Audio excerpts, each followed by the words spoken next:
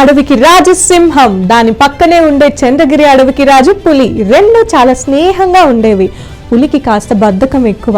ఒకరోజు అవి నడుస్తూ ఉండగా ఒక కుంగ వచ్చి, రాజా, అడవిలోకి వేటగాళ్ళు వచ్చారు అని చెప్పింది. దాంతో సింహం ఏం చేయాలా అని ఆలోచించసాగింది.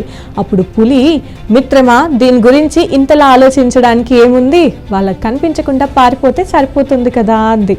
లేదు, మనం ఆ వేటగాళ్ళని ఎదుర్కోవాలి అంది సింహం. అంతలోనే వేటగాళ్ళు వలలు ఇతర ఆయుధాలతో వచ్చేశారు.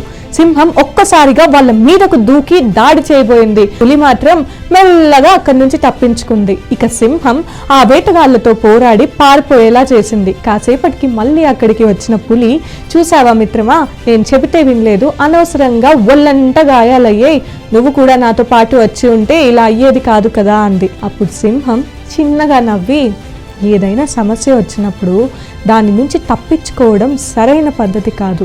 ఇంకెక్కడికి వెళ్ళినా మళ్ళీ అలాంటి ఇబ్బంది రావచ్చు, అప్పుడు తప్పించుకోలేం.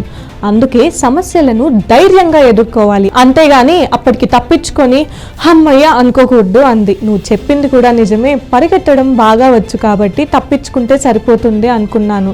ఇక నేను కూడా ఏ ఇబ్బంది వచ్చినా ఎదుర్కోవడానికి ప్రయత్నిస్తాను. మా అడవి జంతువులకు కూడా ఇదే చెబుతాను అంది పులి.